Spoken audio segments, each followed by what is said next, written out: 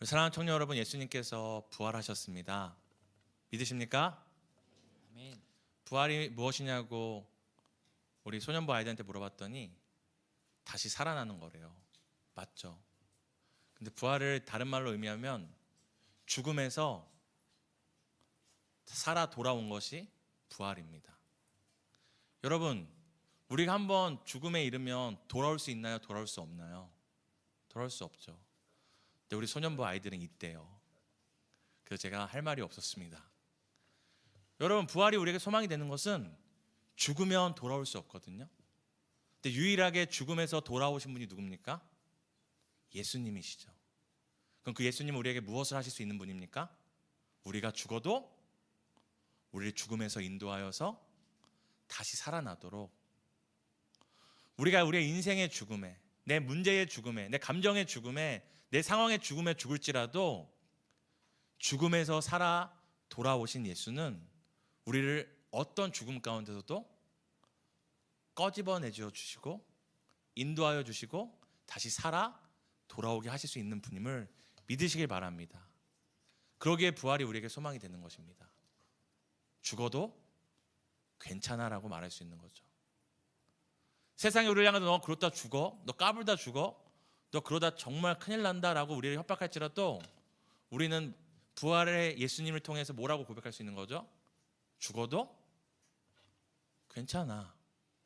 왜? 예수가 나를 죽음에서 꺼내주실 수 있기 때문입니다. 이 부활의 신비와 능력과 약속을 붙들고 살아가는 우리 청년부 되기를 예수님의 이름으로 축복합니다. 우리가 교회에 대해서 함께 살펴보다가 3주 전부터 이제 예배에 대해서 함께 살펴보고 있죠. 근데 저도 이제 설교를 준비하면서 고민을 많이 해요. 전해야 되는 것, 그리고 우리 청년들이 정말로 필요로 하는 것 고민을 하거든요. 근데 어느 날 제가 설교를 준비하다가 자꾸 뭔가 이렇게 강의를 한다는 느낌이 있는 거예요. 다른 것보다 이제 제가 이건 무엇이다, 교회란 무엇이다, 무엇이다, 예배는 무엇이다 얘기하다 보니까, 그래서 제 스스로 또 하나님과 질문을 하면서, 하나님, 제가 지금 청년들한테 필요한 메시지가 아니라 그냥 제가 전하고 싶은 걸 혹시 전하는 거 아닙니까? 청년들에게 지금 상황에 필요한 문제의 물꼬가 아니라 내가 알려주고 싶은 것을 전하고 있는 건 아닙니까? 라고 하나님께 고민을 했는데 저한테 그런 결론이 내려졌어요. 오늘 당장 인생의 문제를 위로하면 그것도 큰 위로가 되겠지만 예배가 무엇인지 교회가 무엇인지 안다면 그것은 단순한 눈앞의 문제가 아니라 앞으로 어떤 문제와 어떤 어려움과 고민을 당할지라도 교회가 무엇이고 예배가 무엇인지를 통하여 모든 것을 해결할 수 있는 해결의 기초를 쌓는 거라는 결론에 이르렀어요. 여러분, 제가 여러분에게 지금 3주째 예배에 대해서 얘기하는 것은 단순히 여러분 이게 예배니까 잘 아세요, 똑바로 예배 드리세요가 아니라 바로 이 예배를 통하여 우리가 살아갈 원동력과 힘을 얻기에, 여러분이 예배가 무엇인지 분명히 알면 평생 무엇을 할 수 있는 것입니까? 평생 예배를 통해 살아갈 힘과 원동력을 얻을 수 있는 것입니다. 여러분, 반대로 생각해 봅시다.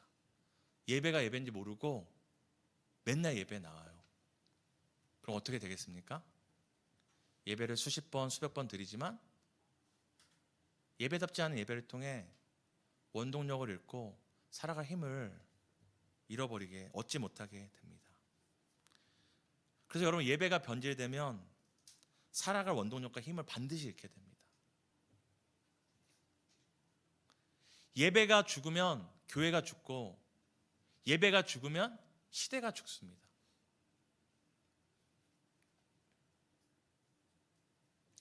예배가 아닌 것을 예배하다 보면 반드시 신앙의 회의가 옵니다. 오늘 여러분의 마음이 무감각해지고 무뎌지고 이제 반복적인 이런 예배 패턴에 익숙해져서 더 이상 무의미해진다면, 여러분,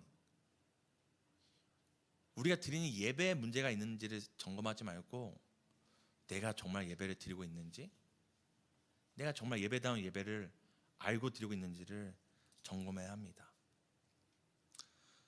오늘 우리가 읽은 본문은 우리가 성찬식 할 때 많이 읽는 본문이지만 이 본문의 배경은 예배가 얼마나 쉽게 변질될 수 있는지를 우리에게 알려주며 시작됩니다.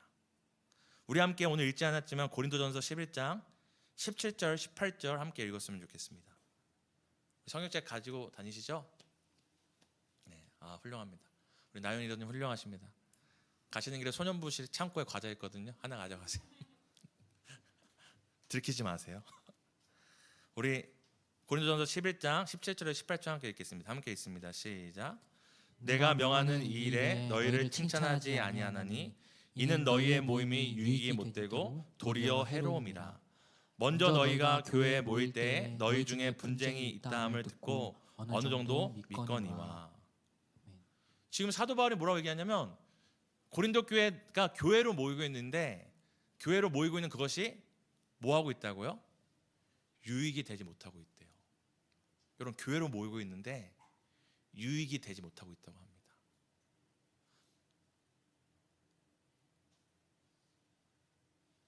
왜 고린도 교회는 교회로 지금 모이고 있는데 유익이 되지 못할까요?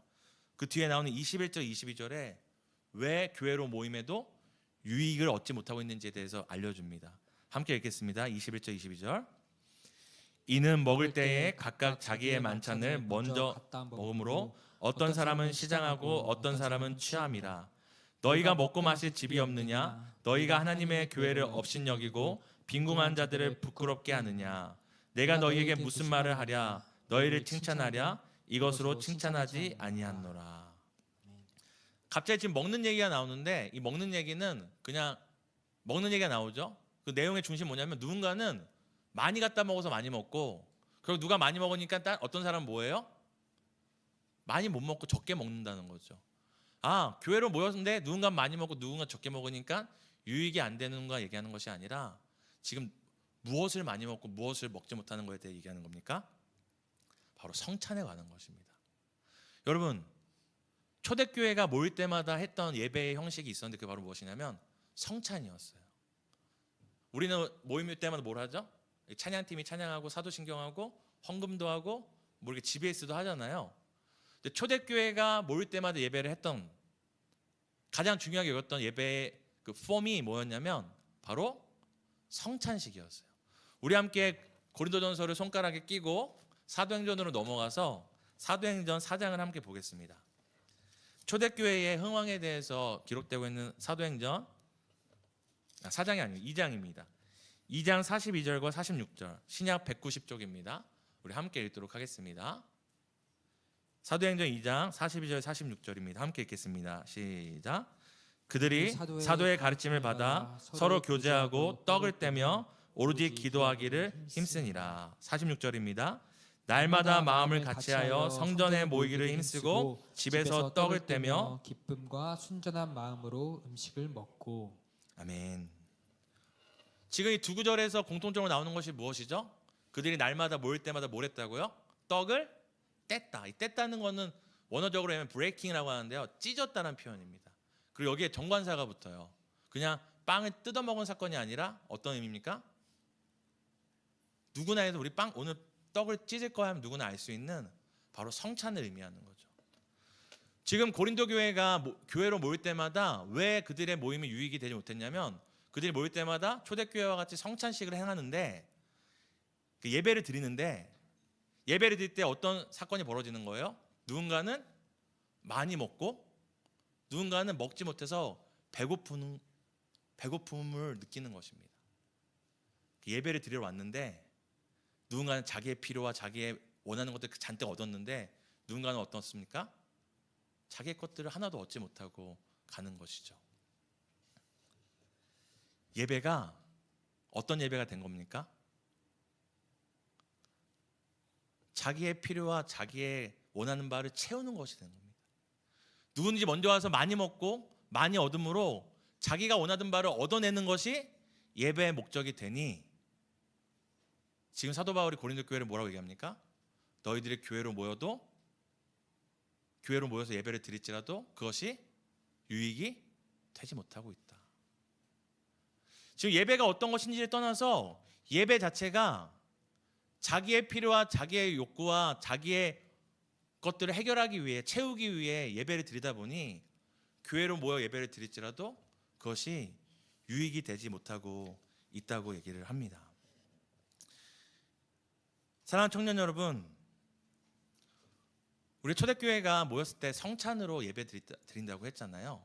근데 이 초대교회가 성찬식으로 예배를 드리기 바로 직전에 예배는 어떠했냐면 매우 화려했어요. 예배를 어디서 드렸죠? 성전에서 드렸고, 제사장이 있었나요? 없었나요? 있었죠. 성전에 섬기는 사람들이 있었어요. 하나님께 제사를 드릴 때 그들이 할 수 있는 최선의 것들에서 가장 화려하게, 가장 웅장하게, 비록 로마의 지배 가운데 있었지만 그들이 허락받은 상황에서 가장 보기 좋게 예배를 드렸습니다. 그런데 예수님이 죽으시고 부활하시고 승천한 이후에 교회로 모일 때 이 화려하고 웅장했던 예배가 어떤 예배로 바뀝니까? 그냥 빵을 찢는 단순한 예배로 바뀌는 거예요. 여러분, 너무 차이 나지 않아요? 성전에서 드리는 거 강단에서 드리고, 제사장들 제사장 옷 입고 나팔 불고 했던 그런 제사에서 좀 축소하는 수준이 아니라 성전에 모여서 그렇게 화려하게 예배드렸던 그 제사가 그냥 3, 4, 5 모여서 빵을 찢는 예배로 컴팩트하게, 심플하게, 단순하게 바뀌어버린 것입니다. 왜 그렇게 됐을까요?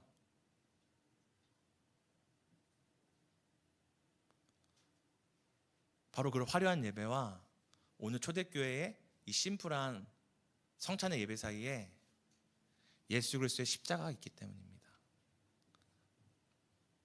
예수님의 십자가의 그 죽음이 그 성전에도 드렸던 그 수많은 예배와 수많은 제사와 제의에 뭐가 된 것입니까?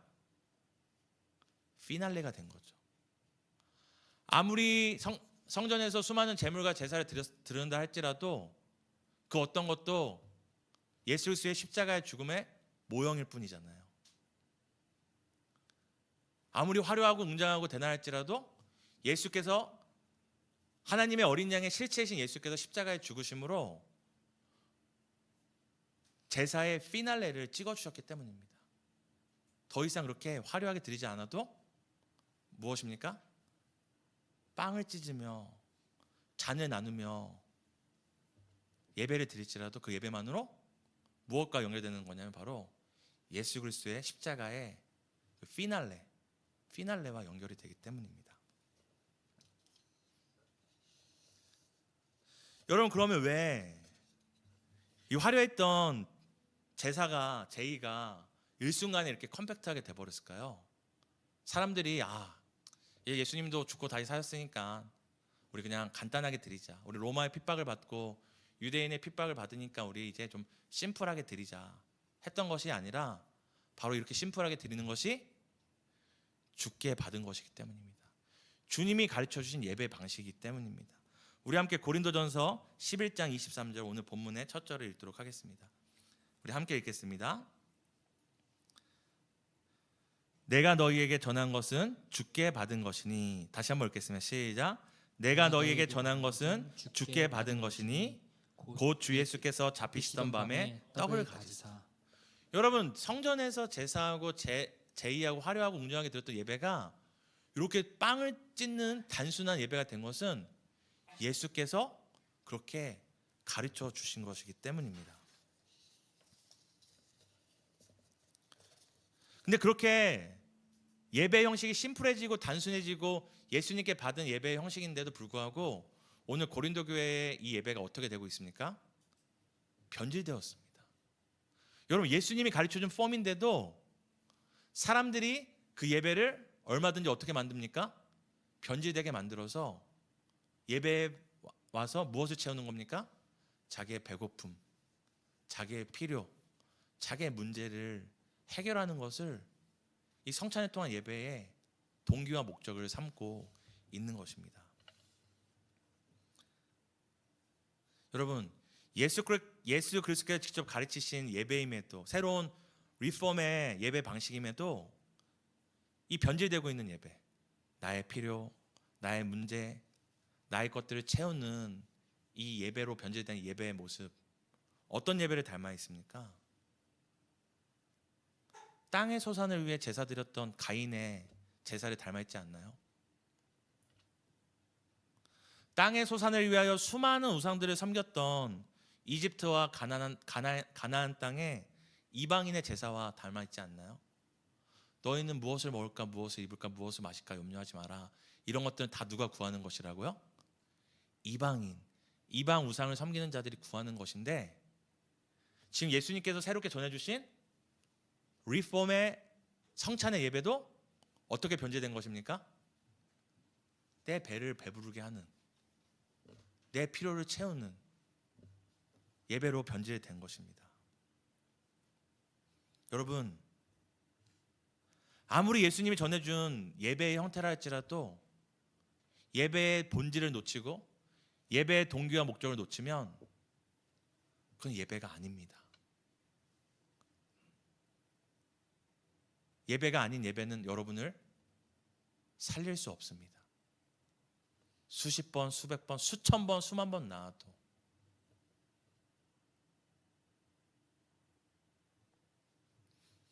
빵 아닌 것을 먹는데 제가 배부를 수 있나요? 제가 핸드폰 씹어먹으면 배부를까요?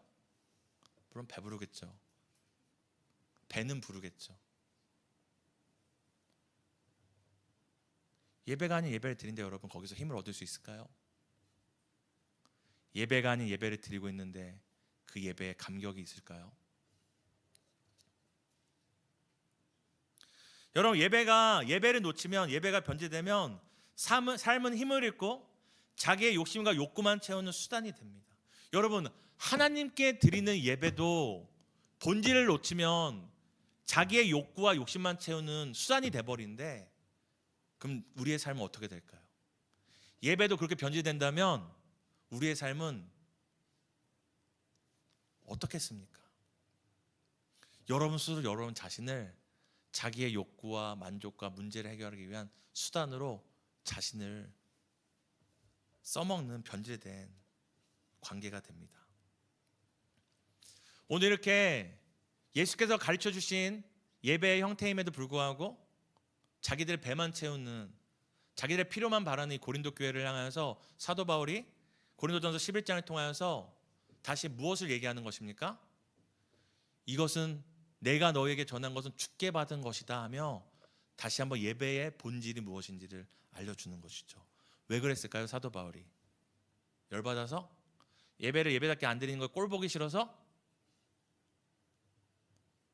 고린도 교회를 살려야 되기 때문입니다. 교회가 예배 없이 여러분 힘을 얻을 수 있습니까? 우리가 백날 첫날 여기다 맨날 뷔페 차려놓는다고 한들 그것이 우리를 교회답게 만들 수 있겠습니까? 잠깐은 사람들이 몰려오겠죠. 우리도 좋겠죠. 하지만 우리의 영혼은 결코 힘을 얻지 못할 것입니다. 오늘 예배가 변질된 고린도 교회에게 사도 바울은 오늘 다시 예배의 본질을 짚어줍니다. 그것이 바로 11장 23절 24절입니다. 우리 함께 읽겠습니다. 11장 23절 24절 함께 읽습니다. 내가 너희에게 전한 것은 주께 받은 것이니 곧 주 예수께서 잡히시던 밤에 떡을 가지사 축사하시고 떼어 이르시되 이것은 너희를 위한 내 몸이니 이것을 행하여 나를 기념하라 하시고. 사도 바울이 내가 너에게 전했던 이 예배의 폼은 예수께 받은 것인데 예수께서 잡히시던 밤에 이 떡을 찢으시면서 무엇을 하셨다고요? 이 찢어지는 떡은 너희를 위한 내 몸이다라고 말씀하셨다고 얘기해요. 그러면서 뭘 얘기하세요? 맛있게 먹어 그랬나요? 빵을 찢으면서 이것은 너희를 위해 주는 내 몸이니 어떻게 하라고요? 이것을 행하여 24절 말미에 있습니다. 내 몸이니 이것을 행하여 나를 무엇하라? 기념하라.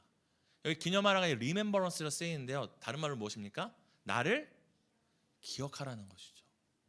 여러분, 예배는 찢겨진 예수 그리스도의 몸을 기억하는 것입니다.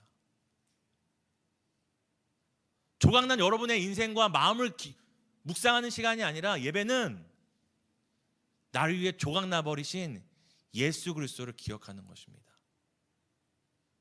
서운하신가요? 아니요. 여기에 생명이 있습니다. 여러분, 나를 위해 예수가 찢기셨대요. 나를 위해 예수의 몸이 산산조각 나셨대요. 여러분, 제가 얼마나 큰 잘못을 했길래 1억, 2억, 10억, 100억으로 해결할 수 없어서, 금과 은으로 해결할 수 없어서 누가 그걸 해결하기 위해 몸이 찢어진 것입니까? 예수의 몸이 찢어진 것입니다. 여러분, 제가 얼마나 극악한 죄인이면 나를 위해서 예수가 자기의 몸을 찢지 않으면은 도저히 해결할 수 없는 비참하고 끔찍한 죄인이기에 예수가 나를 위해 몸을 찢었다고 이야기합니다. 여러분, 창조주도 죽어야 하는 내 죄의 비참함을 여러분 알고 계십니까? 창조주의 몸이 찢어지지 않으면 해결할 수 없는 자신의 그 죄의 비참함과 끔찍함을 아십니까? 여러분, 예배는 창조주가 찢어져 죽어야 할 만큼 내가 얼마나 큰 죄인인지를 뭐 하라고요? 기억하는 것입니다. 그럼 여러분, 비참할 것 같죠? 내가 이렇게 끔찍한 죄인이네? 내가 창조주를 죽이고 예수를 죽인 이런 극악한 죄인이네? 비참하고 낙심될 것 같죠? 거기에서 생명이 출발됩니다. 나 그렇게 비참하고 끔찍한 죄인인데, 저도 아까 찬양할 때 은혜 받았던 가사가 갑자기 기억이 안 나네요. 그 구절인데 어떤 구절인지 모르시겠나요?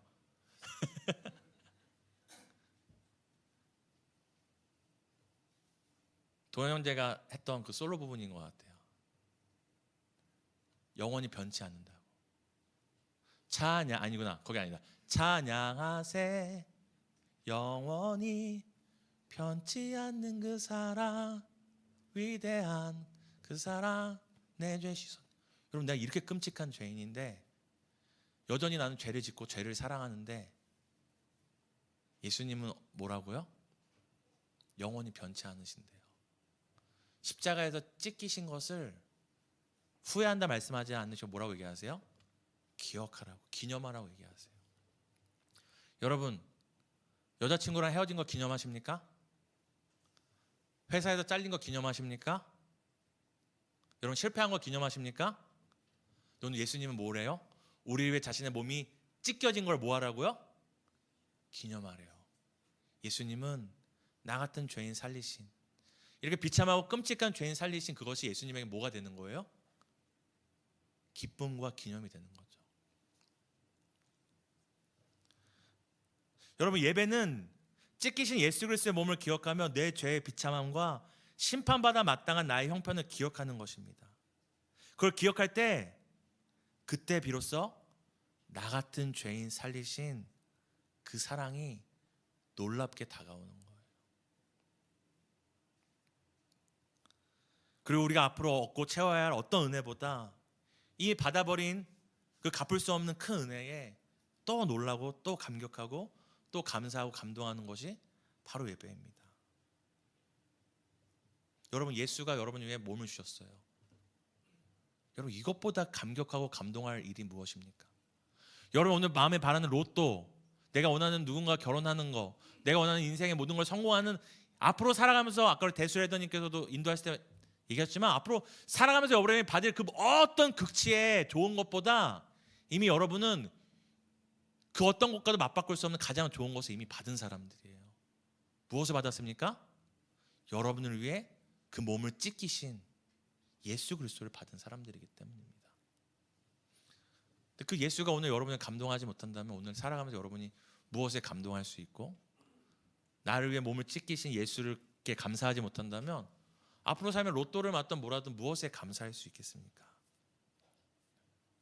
여러분, 내가 얼마나 끔찍한 죄인인지 알 때에, 기억할 때에 나를 위해 찢기신 그 몸, 그 사랑이 얼마나 귀하고 이해할 수 없는 것인지를 알게 됩니다.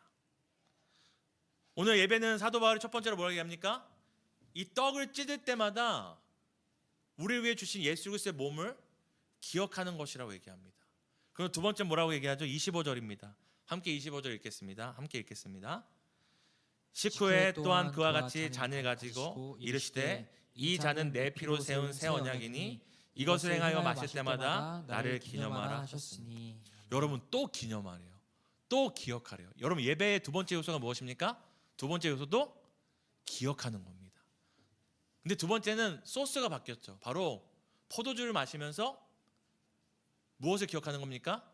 우리를 위해 쏟으신 그리스도의 보혈, 희생을 기억하는 것입니다.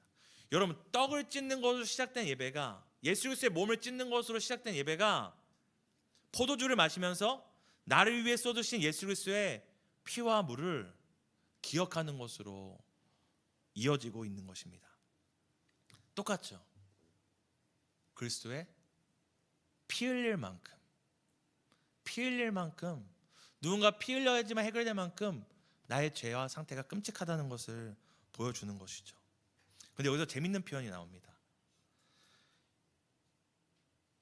그와 같이 잔, 25절인데요. 식후에 또한 그와 같이 잔을 가지시고 이르시되 이 잔은 내 피로 세운 새 언약이니 이것을 행하여 뭐 할 때마다 기억하라고요? 마실 때마다 나를 기억하라고 얘기합니다. 근데 우리는 포도주를 잘 안 마시지만 당시에 그 석회질로 돼 있는 그 중동 지방은 물이 귀하잖아요. 그리고 냉장고가 있지 않기 때문에 흔히 음료로 사용된 것이 오래 보관할 수 있는 바로 포도주를 이렇게 담근 거였습니다. 그래서 얼마나 포도가 안에 있으면 예수님이 그 제자들을 향할 때 너희들은 뭐라고 얘기해요? 나는 포도나무와 너희는 뭐라고요? 가지. 얼마나 흔했으면, 포도나무가 얼마나 흔했으면 나는 포도나무와 너희는 가지다라고 얘기하시잖아요. 여러분, 이것을 마실 때마다 예수 그리스도를 기억하래요. 여러분, 빵이라고 하니까 오늘날은 뭐 빵을 많이 먹기도 하지만 이 당시에 이스라엘 백성들에게는, 유대 민족들에게는 빵과 이 포도주는 뭐와 같냐면 밥을 먹을 때마다 늘 기본적으로 오는, 오늘날 우리가 식사할 때 가장 기본적으로 오는 게 뭐가 있습니까? 김치부터 오나요? 김치에 밥을 먹는 건가요? 뭐가 오죠? 밥이 오고 김치가 오잖아요.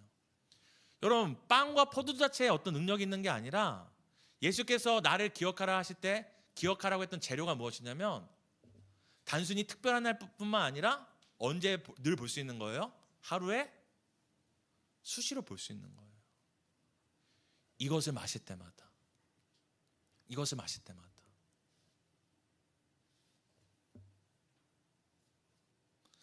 언제 기억하는 것입니까? 마실 때마다 기억하는 것입니다.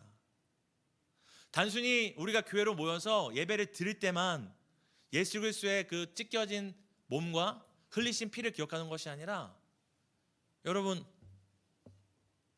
포도주, 김치 안 드시는 분도 계실 수 있으니까 물로 바꿔볼게요. 여러분, 하루에 물 얼마나 드시나요? 많이 드시죠? 물을 마실 때마다 누구를 기억하는 겁니까? 예수 그리스도의 희생을 기억합니다. 밥을 먹을 때마다 누구를 기억하는 겁니까? 예수 그리스도의 희생을 기억하는 것입니다. 이것이 바로 예배의 본질이 예수 그리스도의 희생을 기억하는 것이라면 예배의 연속은 어디로 이어지는 겁니까? 바로 삶으로 이어지는 겁니다. 아무 때나 어느 때나. 이번 한 주 여러분 살아가실 때 제가 두 가지를 여러분에게 명령하겠습니다. 밥과 김치를 먹을 때마다, 물을 마실 때마다 예수 그리스도를 기억해 보십시오. 얼마나 자주 기억할 수 있는지. 또 이런 분 계시겠죠? 전사님, 저는 쉐이크만 먹어요. 단백질 쉐이크만 먹어요. 그분 단백질 쉐이크 드실 때만, 닭가슴살 드실 때만 기억하시기 바랍니다. 소스가 중요한 것이 아니라 가장 나에게 밀접하게 자주 우리가 먹는 것을 통해서도 무엇을 기억하는 것입니까? 예수를 기억하는 것입니다. 나는 주보혈 아래에 있다. 예수 그리스도의 그 몸과 피로 나의 생명과 죽음을 대신하여 나를 살리신 것을 기억하는 것이 바로 예배였습니다. 그것이 바로 초대교회가 드리던 컴팩트하고 심플한 예배의 동기와 목적이었고 본질이었습니다. 희생을 통한 구원을 기억하는 것. 끔찍한 죄인이 받아야 될 그 심판을 기억하고 우리가 어떻게 구원받았는지 기억하는 것이 예배의 본질이었습니다. 그 사도 바울이 지금 변제되어 버린 이 고린도 교회를 향한 예배가 변제되어 버린 고린도 교회를 향하여서 예배는 내 필요, 내 문제, 내 먹고 마시는 문제를 해결하는 것이 예배가 아니라 예배의 본질은 예수를 기억하는 거다 하면서 26절에 아주 쐐기를 박아버립니다. 정신 똑바로 차리라고. 예배 아닌 예배 드리지 말고, 예배로 모여서 유익되지 않는 하지 말고 예배다운 예배를 드리라고. 26절에 뭐라고 얘기합니까? 함께 11장 26절 읽겠습니다. 함께 읽겠습니다. 너희가 이 떡을 먹으며 이 잔을 마실 때마다 주의 죽으심을 그가 오실 때까지 전하는 것이니라. 아멘. 사실 앞에 읽었던 23절부터 25절을 다 요약하고 있죠. 26절에 뭐라고 얘기합니까? 너희가 이 떡을 먹으며 이 잔을 마실 때마다 무엇하라고요? 주의 죽으심을 그가 오실 때까지. 여러분, 앞서 사도 바울이 예수 그리스도의 희생에 대해서 기억하는 게 예배라고 했다면 거기에 머물지 않고 죽으심을 기억하고 또 뭘 기억하래요? 그가 다시 오심을 기억하라고. 그러면 죽었는데 어떻게 다시 와요? 이 중간에 뭐가 있어야 돼요? 살아야지 다시 올 거 아니에요. 그러니까 그의 죽으심을 기억하고 그가 다시 오심을 기억한다는 건 부활을 전제하고 있는 것입니다. 이 떡을 먹고 이 잔을 마실 때마다 뭘 기억하라고요? 예수 그리스도의 죽음, 부활, 다시 오심을 기억하라고 합니다. 이것을 뭐하라고 합니까? 전하라고. 여러분, 앞서 기억하는 것이 내재적이고 정적인 예배 방식이라면 전하는 것은 더 적극적인 거죠. 찬양 형제가 우리 공동체에 합류해서 이렇게 열심히 해준 찬양 형제가 이제 오늘 말씀을 듣고 삶의 현장에 돌아가서 내가 밥을 먹고 물을 마실 때마다 예수님을 기억하는 수준이 아니라 전해야겠다. 그래서 어디 가서 식당에서 혼자 밥 먹다가 딱 밥 먹는 순간 아줌마한테 아줌마 예수님이 나를 위해 죽으셨어요. 예수님 부활하셨고 다시 오실 거예요. 밥 먹고 나서 커피숍에 가는데 커피를 딱 마시는데 또 생각나는 거예요. 사장님 예수님이 나를 위해 죽으셨어요. 그러면 여기 두 가지 사건이 일어나요. 첫 번째는 동네 사람들이 다 찬양 형제를 뭘로 할까요? 속으로 모라이 이렇게 생각하시면 나쁜 분이에요. 아니에요. 쟤는 정말 예수 믿는 사람이구나. 쟤는 정말 예수님을 죽음과 부활과 다시 오실 믿는 사람이구나. 근데 그걸 잊지 않고 계속 전하는 찬양 형제는 뭘 하게 될까요? 자기 스스로 전하기 위해 잊지 않게 되죠. 기억하며 살아가는 것입니다. 그렇다고 여러분 이번 주에 가가지고 이제 막 다 하라는 게 아니라 사도 바울이 26절에 단순히 기억하라로 끝나지 않고 이 떡을 먹으며 이 잔을 마실 때마다 주의 죽으심을 그가 오실 때까지 전해라라는 것은 뭐예요? 그만큼 적극적으로 잊지 말라는 것입니다. 잊지 말라는 것입니다.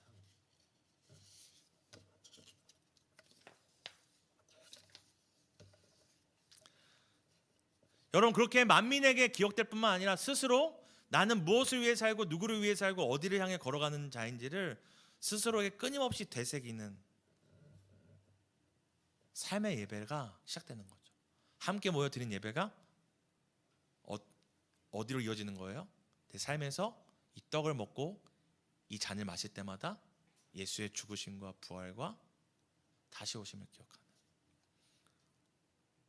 여러분, 새로운 한 주가 정말 여러분이 예배다운 예배를 놓치지 않게 원한다면 삶에서부터 실천해 보세요.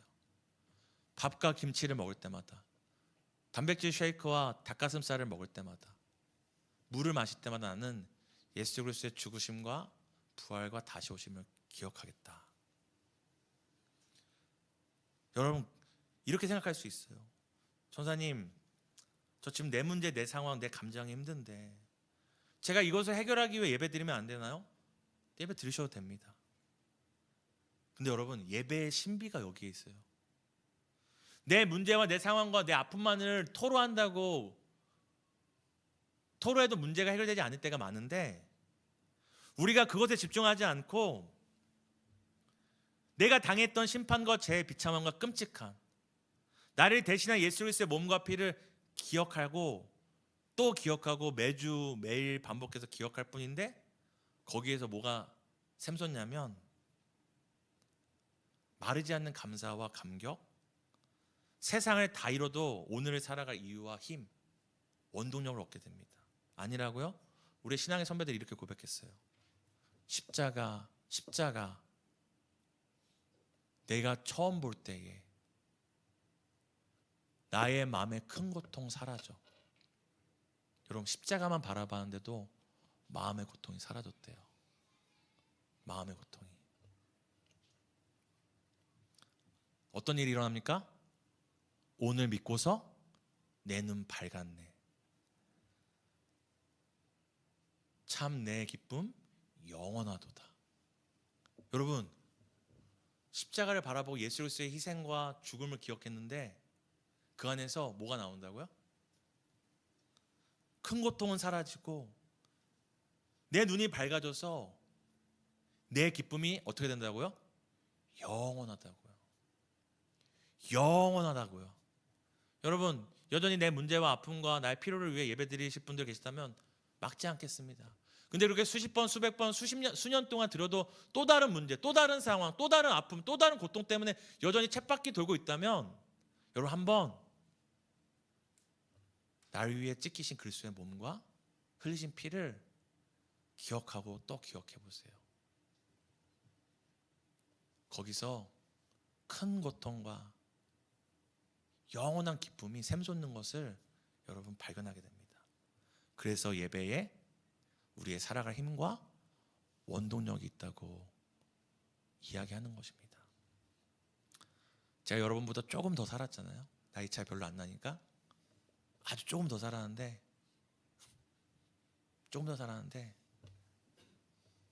저는 이 예배의 은혜를 경험합니다. 저도 아까 섰을 때 예배 중에도 제 안에 수많은 푸념과 걱정과 내일 해야 될 일들이 끊임없이 나오는 거예요. 예배를 찬양하는데. 그래서 싸웠어요. 왜? 이 예배는 나의 생명과 연관된 거니까. 내가 살아갈 힘과 연관된 거니까. 더 크게 찬양했고요. 눈 감고 찬양했고요.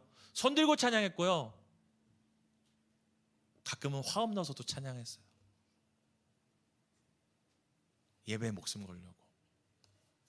왜냐면 예배가 예배다울 때 살아갈 힘을 얻기 때문입니다. 한 가지만 나누고 여러분 마치도록 할게요. 여러분, 지난 겨울 수련회 주제 기억나시나요?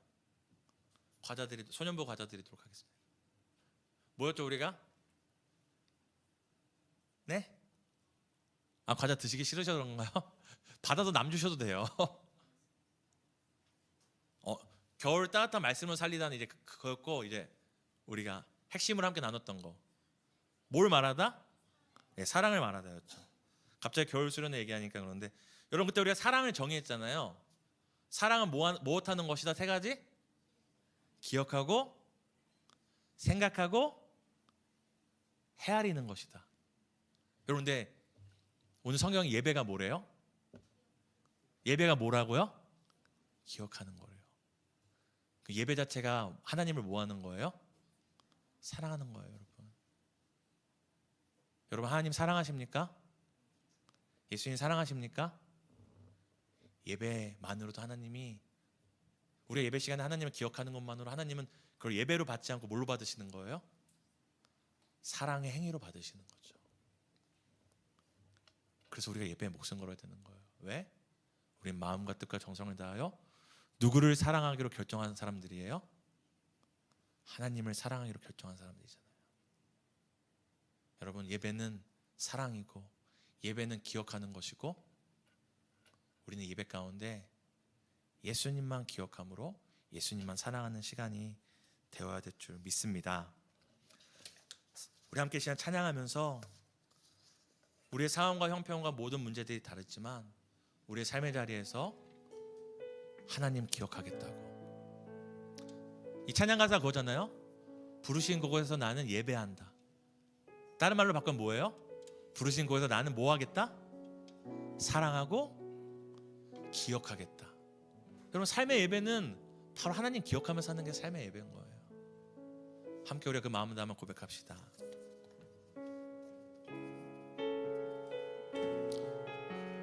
함께 고백합니다. 부르신 그곳에서 부르신 곳에서 나는 예배하네.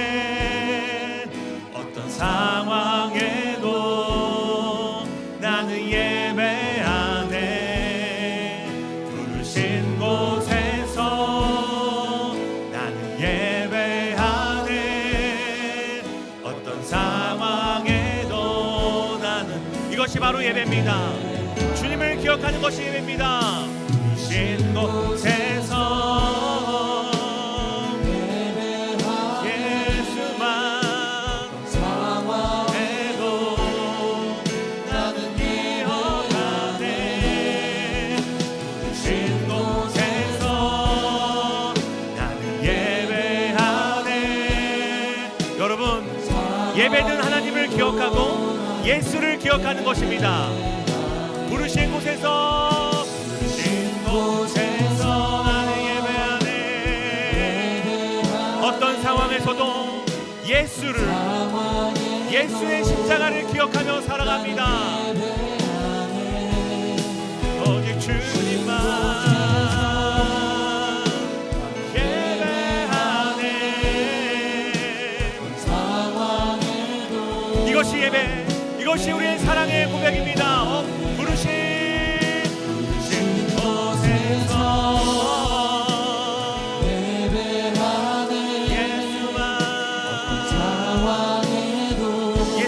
예배하고 예수만 기억하고 예수만 사랑합니다.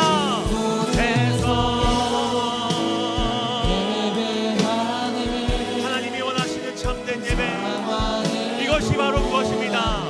예배, 내가 걸어갈 때 길이 되고, 내가 걸어갈 때 길이 되고, 살아갈 때 삶이 되는 그곳에서 예배하네. 오직 주님만 걸어갈 때 길이 되고, 우리가 걸어가며 예수를 기억하며 산다면 그것이 바로 예배가 됩니다. 예배, 다시 한번, 내가 걸어갈 때, 내가 걸어갈 때 길이 되고, 살아갈 때 삶이 되는 그곳에서 예배하네. 오직 주님만. 내가 걸어갈 때 길이 되고, 살아갈 때 삶이 되는 그곳에서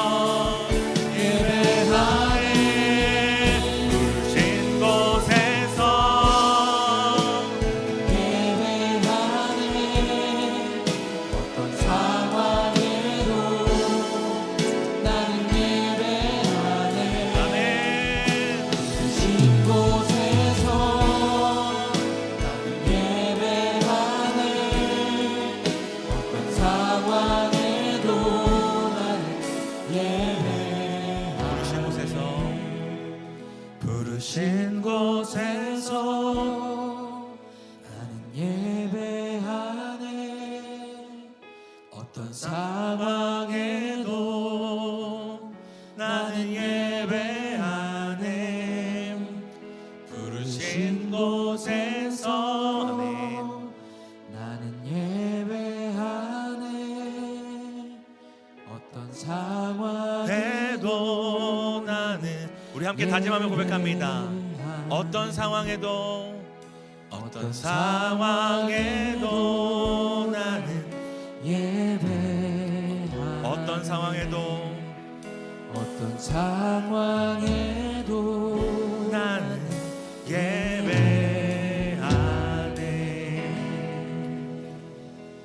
여러분, 이 시간 함께 기도했으면 좋겠습니다. 여러분, 얼마나 단순합니까? 예배는 날 위해 희생하신 예수를 기억하는 것이고, 결국 예수를 기억하는 것은 예수를 사랑하는 것입니다. 이것이 하나님 우리에게 바라시는 예배입니다. 나를 기억해라. 그저 나를 사랑해라. 내 마음과 뜻과 정성을 다하여 내 하나님 여호와를 사랑해라. 우리 한번 이런 예배가 나의 예배가 되고, 우리의 삶의 예배가 되고, 우리 공동체 예배, 다시 한번 변질되어 버린 이 세상의 예배, 교회들의 예배가 회복되기를 소망하며 함께 기도하겠습니다. 기도합니다. 예수를 기억하는 것. 하나님, 이 떡을 마시고 이 떡을 먹고 이 잔을 마실 때마다 아버지, 우리가 예수 그리스도의 죽으심과 그가 다시 오심을 기억하기 원합니다. 날 위해 희생당하신 예수, 날 위해 찢기신 예수. 주여,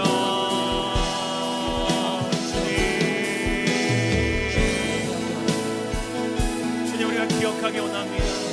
예수 그리스도의 죽으심과 예수 그리스도의 부활과 예수 그리스도의 다시 오심을 주여 우리가 매일매일 기억하며 예배하며 사랑하며 살기 원합니다.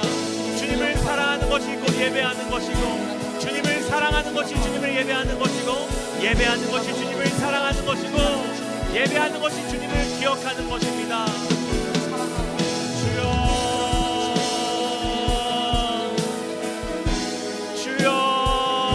하나님, 주님,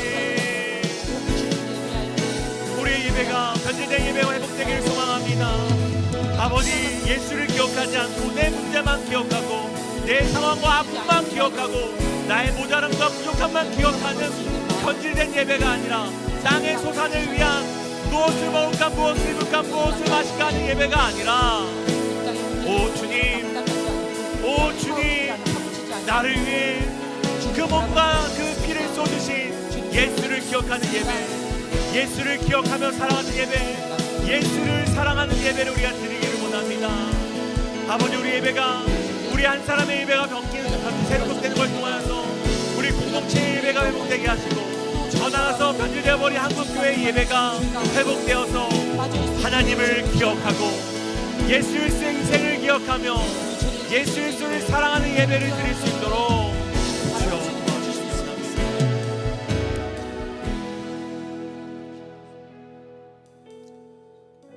하나님, 고린도 교회의 변질된 예배는 단순히 예배를 놓친 것이 아니라 바로 예수님을 기억하는 것을 놓친 것이고 예수님을 사랑하는 것을 놓쳐버린 것이었습니다.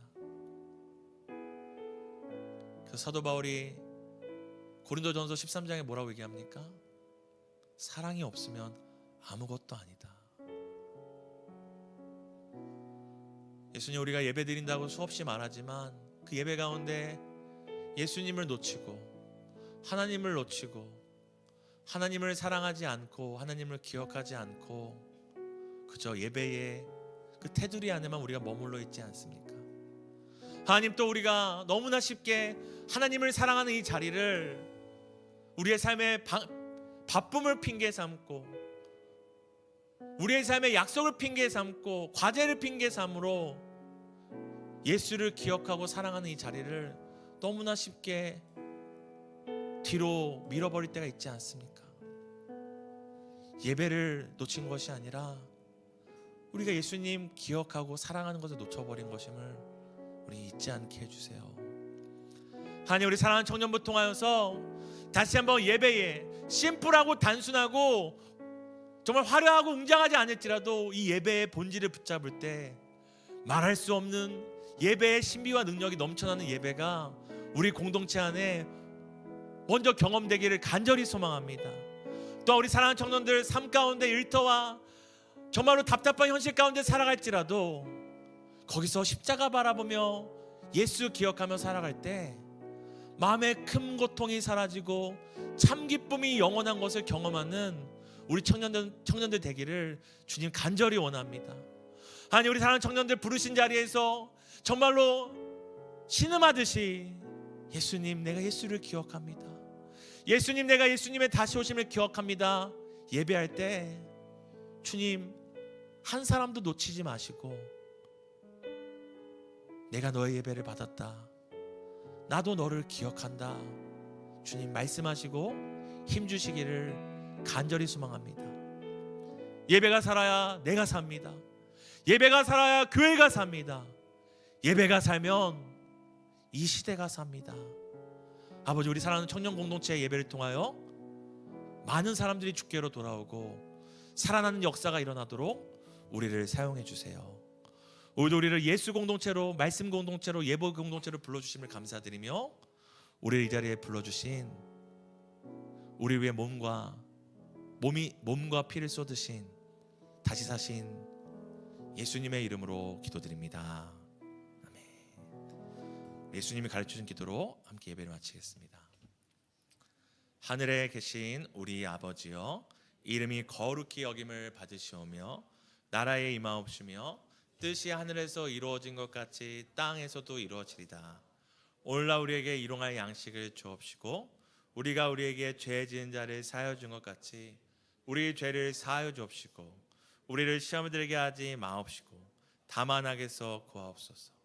대개 나라와 권세와 영광이 아버지께 영원히 있사옵나이다. 아멘.